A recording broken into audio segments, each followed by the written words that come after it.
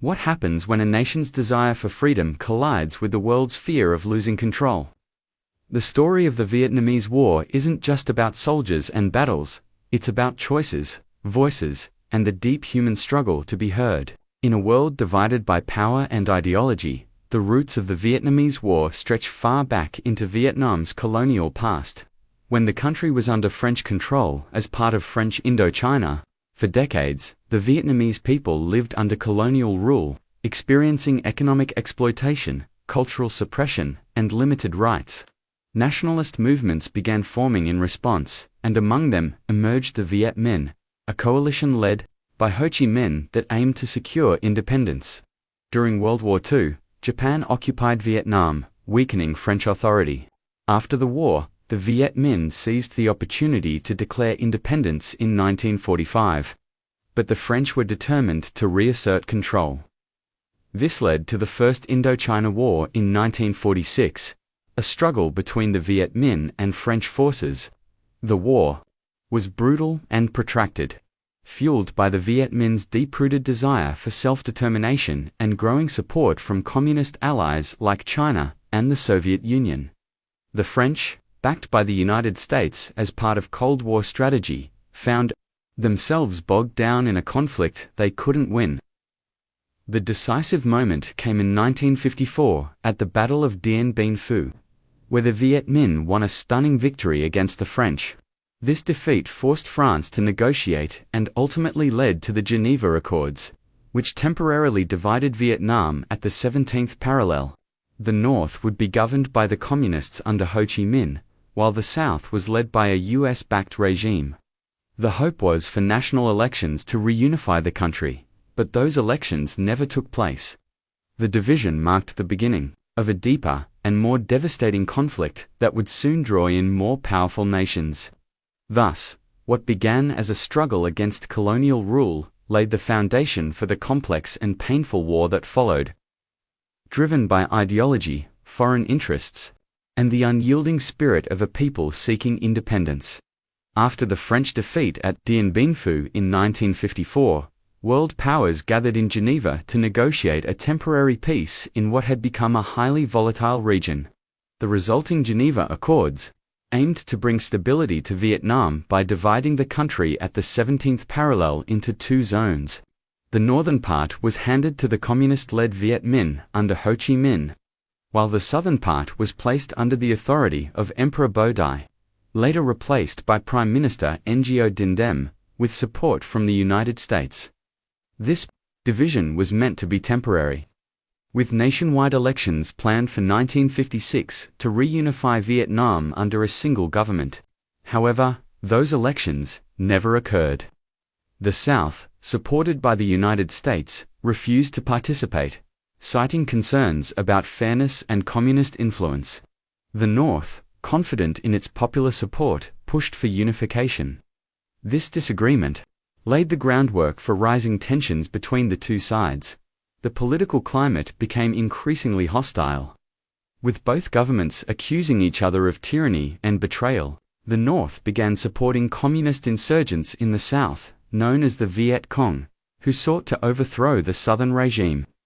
Meanwhile, the South solidified its ties with the United States, which began sending advisors, funding, and military aid. As both sides hardened their positions, the division of Vietnam turned from a diplomatic arrangement into a dangerous fault line of the Cold War.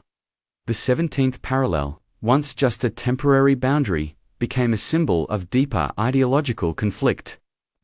Versus capitalism, East versus West. Civilians were caught in between, many fleeing north or south depending on their political beliefs or fear of persecution. The divide changed not only the geography of Vietnam but the course of its history, setting the stage for a brutal and far-reaching war. The Vietnam War, which lasted from 1955 to 1975, was one of the most significant and devastating conflicts of the 20th century. It was rooted in the struggle between North Vietnam, led by the communist government of Ho Chi Minh, and South Vietnam, which was backed by the United States and other anti-communist allies. North Vietnam aimed to reunify the country under a single communist regime, while South Vietnam, with heavy support from the US, sought to prevent the spread of communism. This struggle became a key battleground in the larger context of the Cold War, where both the Soviet Union and China supported North Vietnam with weapons, supplies, and training, and the United States saw its involvement as part of its broader strategy to contain communism across the globe. The war was fought using guerrilla tactics, conventional battles, and a heavy reliance on air power. The Viet Cong, a communist insurgency group operating in the South, used ambushes, traps, and knowledge of the terrain to counter the superior military technology of the United States and South Vietnamese forces. American involvement escalated dramatically after the Gulf of Tonkin incident in 1964, leading to the deployment of hundreds of thousands of troops and widespread bombing campaigns, including Operation Rolling Thunder. Despite this, the North Vietnamese and Viet Cong proved resilient and resourceful. The war took a terrible toll on the Vietnamese people, with millions of civilians killed or displaced, widespread destruction of villages and farmland, and severe environmental damage due to chemicals like Agent Orange. The prolonged nature of the war, the difficulty in achieving military victory, and the rising number of American casualties gradually eroded public support in the United States. The Vietnam War evolved into a complex and deeply painful conflict, marked by loss, resistance, and enduring consequences for both Vietnam and the world. U.S. involvement in Vietnam began gradually but intensified over time, especially during the 1960s. Initially, the United States provided military advisors, economic aid, and equipment to support the South Vietnamese government in its fight against communist forces. This support was based on the belief in the domino theory, the idea that if one country in Southeast Asia fell to communism, others would soon follow. The turning point came in 1964 with the Gulf of Tonkin incident, where North Vietnamese patrol boats were reported to have attacked U.S. naval vessels. This event led Congress to pass the Gulf of Tonkin Resolution, giving President Lyndon B. Johnson broad powers to escalate American military involvement without a formal declaration of war. Following this resolution, the United States began a massive military buildup in Vietnam. By 1968, more than 500,000 American troops were stationed there. The U.S. conducted heavy aerial bombardments and ground operations, aimed at defeating the Viet Cong and weakening the North Vietnamese army. Strategies such as search and destroy missions and defoliation programs using chemicals like Agent Orange were implemented, but they caused immense harm to both the environment and civilians.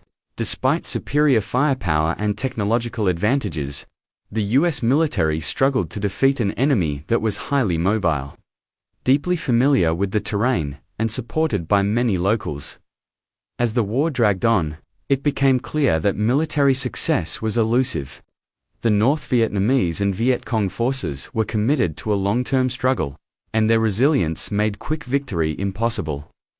The war effort faced growing criticism from within the United States, as images of the fighting and stories of casualties reached the public through television and newspapers. The longer the conflict continued, the more it became a political and moral dilemma, both for the U.S. government and its people. As the Vietnam War escalated and the United States became more deeply involved, public opinion began to shift dramatically. At first, many Americans supported the war effort, believing it was necessary to stop the spread of communism.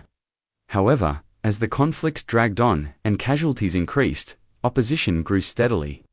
Television brought graphic images of the war into American homes every night, showing wounded soldiers, bombed villages, and grieving families. The reality of the conflict sharply contrasted with the official government statements, leading many to question the truth behind the war. The anti-war movement began to grow, especially among students, civil rights activists, and religious leaders. College campuses across the country became centers of protest, with demonstrations, teach-ins, and marches calling for peace and the withdrawal of U.S. troops. Prominent figures like Martin Luther King Jr. publicly condemned the war, linking it to racial injustice and economic inequality. Draft resistance also became widespread, as young men burned their draft cards or fled to Canada to avoid being sent to fight in Vietnam. In 1968, the Tet Offensive, major coordinated attack by the Viet Cong and North Vietnamese forces during the Vietnamese New Year, shocked the American public.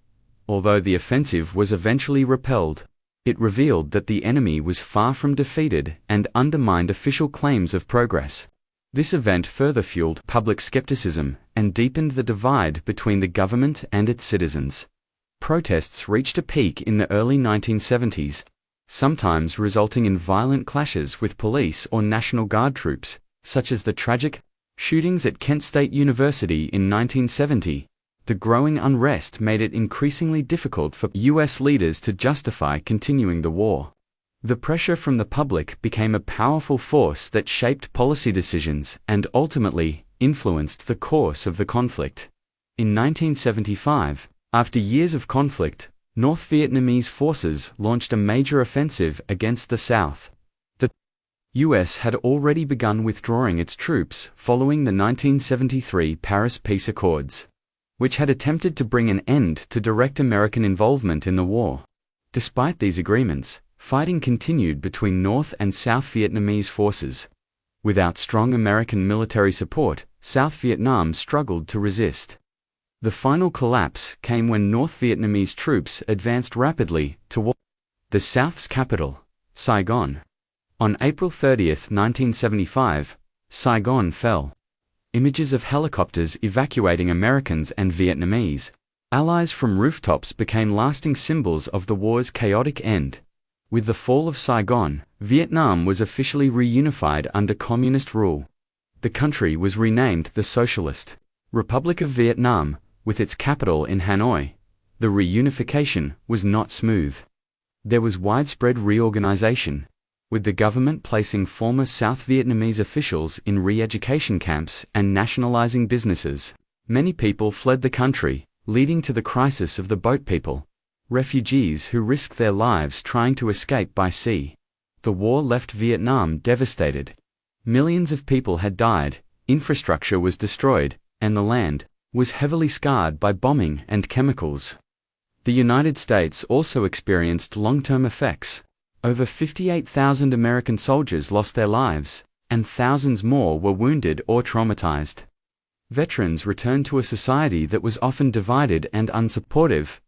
The war also caused a deep crisis of trust in the American government and led to changes in how military actions were authorized. The legacy of the Vietnam War remains powerful, marked by loss, resilience, and lessons about war, policy, and the human cost of conflict. It continues to influence both Vietnamese and American societies to this day, shaping memory and identity across generations. The story of the Vietnamese War is not just a tale of battles and politics. It is a story of people of courage, loss, division, and endurance. From the early fight for independence to the painful years of conflict, from the protests in distant cities to the quiet resilience of those caught in the crossfire. This history reminds us of the human cost of war, shows how fear, ideology, and power can pull nations apart, but also how understanding, reflection, and compassion can help us learn and grow. By remembering the past, not just through dates and names, but through the voices and feelings of those who lived it, we honor all who suffered and survived.